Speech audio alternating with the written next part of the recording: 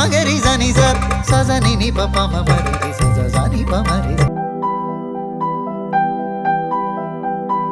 ಅನ್ನದಾನಕ್ಕೆ ಹೆಸರುವಾಸಿಯಾದಂಥ ಕ್ಷೇತ್ರ ಯಾವುದು ಅಂತ ಹೇಳಿದ್ರೆ ಅದು ಧರ್ಮಸ್ಥಳ. ಅನ್ನಬ್ರಹ್ಮನ ನೆಲೆವೀಡು ಕೂಡ ಧರ್ಮಸ್ಥಳವೇ ಆಗಿದೆ. ಇನ್ನು ಕೆಲಸಗಾರರ ಬಗ್ಗೆ ಹೇಳಿದರೆ, ಕೆಲಸಗಾರರನ್ನ ಪೂಜ್ಯರು ಅವರ ಕುಟುಂಬದವರು ಮಕ್ಕಳ ಹಾಗೆ ನೋಡಿಕೊಳ್ತಾರೆ. ಇಡೀ ಅನ್ನದಾನಕ್ಕೆ, ಇಡೀ ದೇಶಕ್ಕೆ ಒಂದು ಮಾದರಿ ಯಾವುದು ಅಂತ ಹೇಳಿದ್ರೆ ಅದು ಶ್ರೀ ಕ್ಷೇತ್ರ ಧರ್ಮಸ್ಥಳ.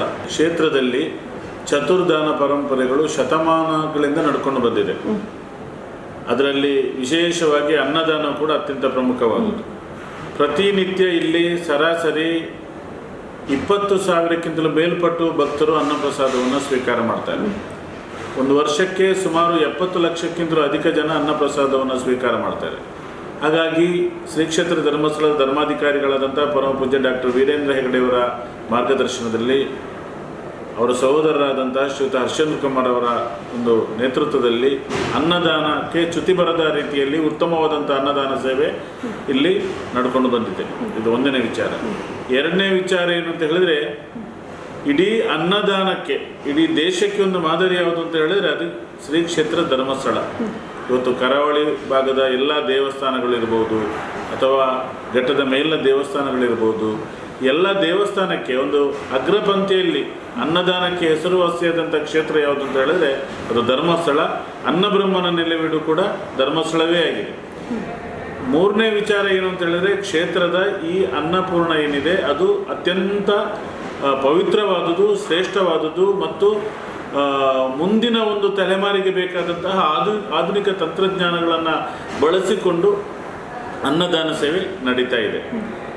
ಇಲ್ಲಿ ಗಂಟೆಗೆ ಮೇಲೆ ಮತ್ತು ಕೆಳಗಡೆ ಇತ್ತೀಚಿನ ದಿವಸಗಳಲ್ಲಿ ನೆಲದಲ್ಲಿ ಕೂತು ಊಟ ಮಾಡುವವರಿಗೆ ತೊಂದರೆ ಆಗ್ತವೆ ಅನ್ನೋ ಉದ್ದೇಶಕ್ಕಾಗಿ ಪೂಜ್ಯರ ಕುಟುಂಬದವರು, ಪೂಜ್ಯ ಹೆಗಡೆಯವರು ತಮ್ಮ ಹರ್ಷೇಂದ್ರ ಕುಮಾರ್ ಅವರ ಒಂದು ಮಾರ್ಗದರ್ಶನದಂತೆ ಇಲ್ಲಿ ಟೇಬಲ್ ಊಟದ ವ್ಯವಸ್ಥೆಯನ್ನು ಕೂಡ ಮಾಡಲಾಗಿದೆ. ನೀವು ನೋಡಿದ್ದೀರಿ. ಒಂದು ಗಂಟೆಗೆ 2 ಕಡೆ ಸುಮಾರು 7,000 ಜನ ಊಟ ಮಾಡ್ತಾರೆ. ಒಮ್ಮೆಗೆ 2,000 ಜನ ಊಟ ಮಾಡುವಂಥ ಅವಕಾಶ ಇಲ್ಲಿ ಊಟದ ಹಾಲಲ್ಲಿದೆ. ಹಾಗೆ ನೀವು ನೋಡಿದ ಹಾಗೆ ನಾವೆಲ್ಲ ಇಲ್ಲಿ ಮಾನವ ಸ್ನೇಹಿ ಅಂತ ಹೇಳಿದರೆ, ನಮ್ಮ ಸಿಬ್ಬಂದಿಗಳಿಗೆ ಉಪಕಾರ ಆಗುವ ರೀತಿಯಲ್ಲಿ, ಅವರ ಕೆಲಸವನ್ನು ಸರಳ ಮಾಡುವ ರೀತಿಯಲ್ಲಿ, ಸುಲಭ ಮಾಡುವ ರೀತಿಯಲ್ಲಿ ಯಂತ್ರೋಪಕರಣಗಳು ಕೂಡ ಬಳಕೆ ಇದೆ. ಅಲ್ಲಿ ಫ್ಲೋರ್ ವಾಶ್ ಮೆಷಿನ್ಗಳಿರ್ಬೋದು, ತರಕಾರಿ ಕಟ್ಟಿಂಗ್ ಮೆಷಿನ್ಗಳಿರ್ಬೋದು, ಗಂಟೆಗೆ 7,000 ತಟ್ಟೆಗಳನ್ನು ತೊಳೆಯುವಂಥ ಡಿಶ್ ವಾಶ್ ಮೆಷಿನ್ಗಳಿರ್ಬೋದು, ಹಾಗೆ ರೈಸ್ ವಾಶ್ ಮೆಷಿನ್ಗಳಿರ್ಬೋದು, ಹಾಗೆ ನಿಮ್ಮ ಟಿಲ್ಟಿಂಗ್ ಎಲ್ಲ ಬಾಯ್ಲರ್ಗಳು ಕೂಡ ಟಿಲ್ಟ್ ಮಾಡ್ಬೋದು. ಅದನ್ನು ನಾವು ಸುಲಭದಲ್ಲಿ ಅದರಲ್ಲಿ ಅನ್ನ ಸಾರು ಸಾಂಬಾರು ಮಾಡ್ಬೋದು. ಹಾಗೆ ಗಂಟೆಗೆ ಸುಮಾರು 25,000 ಜನಕ್ಕೆ ಬೇಕಾದಂಥ ಸಾರು ಸಾಂಬಾರು ಪಾಯಸ ಎಲ್ಲವನ್ನು ಕೂಡ ಮಾಡ್ಬೋದು. ಗಂಟೆಗೆ 12,000 ಜನಕ್ಕೆ ಬೇಕಾದಂತಹ ಅನ್ನವನ್ನು ಕೂಡ ತಯಾರು ಮಾಡ್ಬೋದು. ಹಾಗೆ ಗಂಟೆಗೆ 12 ಕ್ವಿಂಟಲ್ ಅಕ್ಕಿಯನ್ನು ತೊಳೆಯುವಂಥ ಮೆಷಿನ್ಗಳಿವೆ. ಕೆಳಗಡೆ ನೀವು ಹೋದರೆ ಕೋಲ್ಡ್ ಸ್ಟೋರೇಜ್ 200 ಕ್ವಿಂಟಲ್ ಸಾಮರ್ಥ್ಯದ ಕೋಲ್ಡ್ ಸ್ಟೋರೇಜ್ ಕೂಡ ಇದೆ.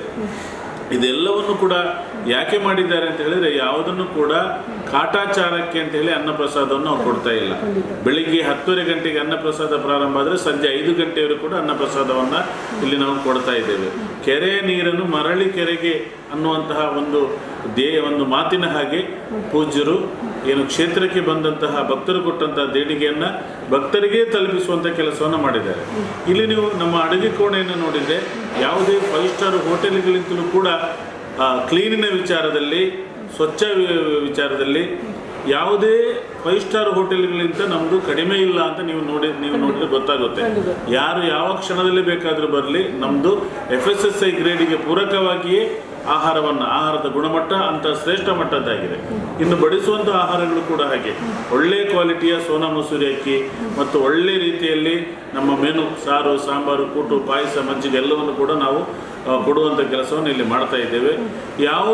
ಯಾವುದರಲ್ಲಿ ಕೂಡ ಲೋಪ ಇಲ್ಲದಾಗಿ ಇಲ್ಲಿ ಅವೆಲ್ಲ ವ್ಯವಸ್ಥೆಗಳು ನಡೀತಾ ಇದೆ. ಇನ್ನು ಕೆಲಸಗಾರರ ಬಗ್ಗೆ ಹೇಳಿದರೆ, ಕೆಲಸಗಾರರನ್ನು ಪೂಜ್ಯರು ಅವರ ಕುಟುಂಬದವರು ಮಕ್ಕಳ ಹಾಗೆ ನೋಡಿಕೊಳ್ತಾರೆ. ಯಾಕೆ ಅಂತ ಹೇಳಿದರೆ, ಆಡುವ ಬಾಯಿಗೆ ಏನು ಬೇಕಾದರೂ ಆಡ್ಬೋದು.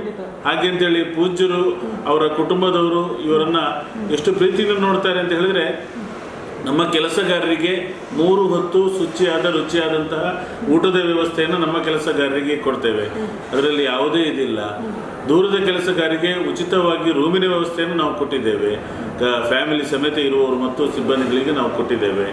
ಇನ್ನು ಅವರಿಗೆ ಸೌಲಭ್ಯಗಳು ಕೂಡ ನೀವು ಯಾವುದೇ ಕಡೆಗಳಲ್ಲಿ ಕೂಡ ನೋಡಿ, ಯಾವುದೇ ದೇವಸ್ಥಾನ ಅಥವಾ ಯಾವುದೇ ಪ್ರೈವೇಟ್ ಸಂಸ್ಥೆಗಿಂತ ಒಳ್ಳೆಯ ಸಂಬಳ, ಒಳ್ಳೆಯ ಸೌಲಭ್ಯಗಳು ಕ್ಷೇತ್ರದ ಸಿಬ್ಬಂದಿ ವರ್ಗದವರಿಗೆ ಸಿಗ್ತದೆ.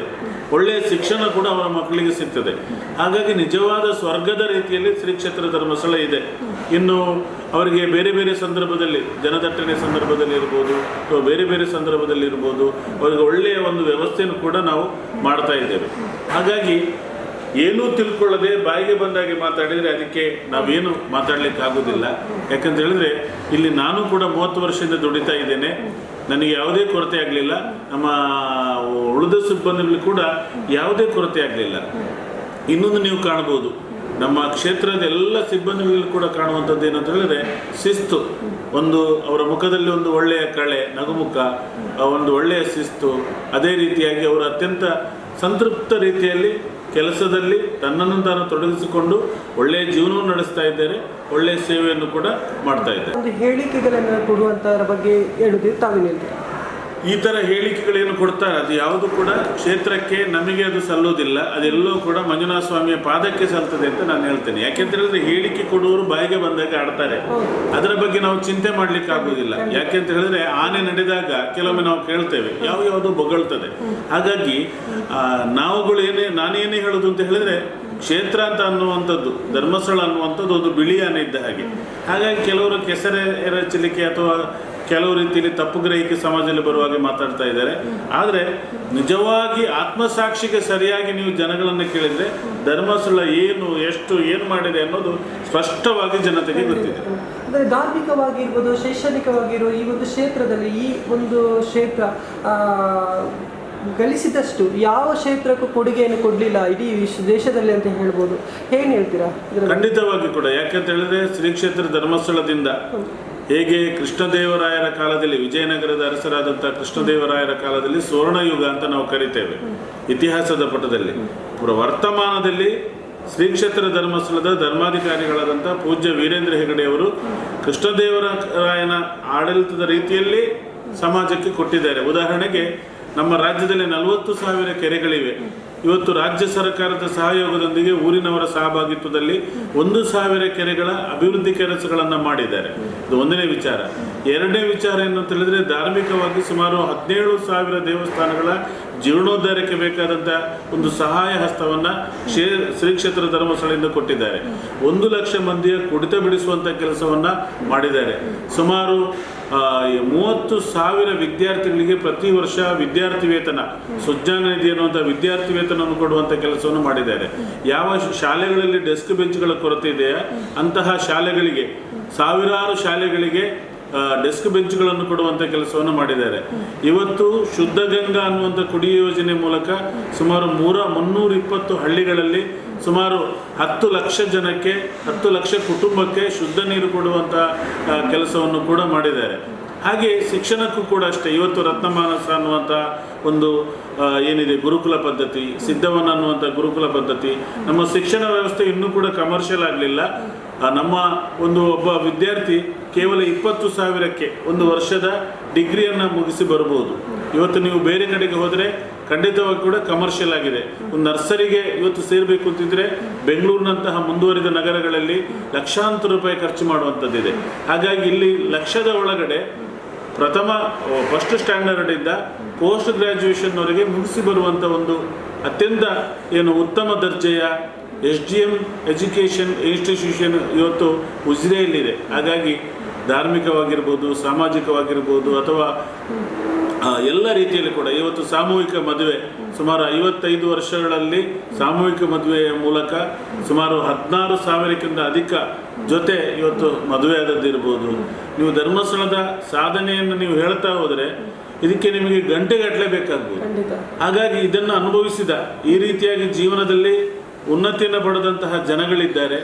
ಇವತ್ತು ಬೆಳ್ತಂಗಡಿ ತಾಲೂಕಿಗೆ ಸಾಕು. ಯಾಕಂತ ಹೇಳಿದ್ರೆ ಒಂದು ಕಾಲದಲ್ಲಿ ನೀವು 40 ವರ್ಷದ ಹಿಂದೆ ಹೋದರೆ ಒಂದು ರೀತಿಯಲ್ಲಿ ಧರ್ಮಸ್ಥಳ ಅಂತ ಹೇಳಿದ್ರೆ ಅದು ಕರಿಮಲೆಯ ಊರು ಅಂತಲೇ ಕರಿಬೋದು, ಕರಿಮಲೆಯ ಊರು ಅಂತ. ಹಾಗಾದರೆ ಇವತ್ತು ಈ ಬೆಳ್ತಂಗಡಿ ತಾಲೂಕು ಅಭಿವೃದ್ಧಿಯಾಗಿದೆ ಅಂತಾದರೆ, ದಕ್ಷಿಣ ಕನ್ನಡ ಉಡುಪಿ ಜಿಲ್ಲೆ ಇವತ್ತು ಅಭಿವೃದ್ಧಿಯಾಗಿದೆ ಅಂತಾದರೆ, ನಮ್ಮ ರಾಜ್ಯದ GDPಗೂ ಕೂಡ ಶ್ರೀ ಕ್ಷೇತ್ರ ಧರ್ಮಸ್ಥಳದ ಗ್ರಾಮಾಭಿವೃದ್ಧಿ ಯೋಜನೆ ದೊಡ್ಡದಾದ ಕೊಡುಗೆಯನ್ನು ನೀಡಿದೆ.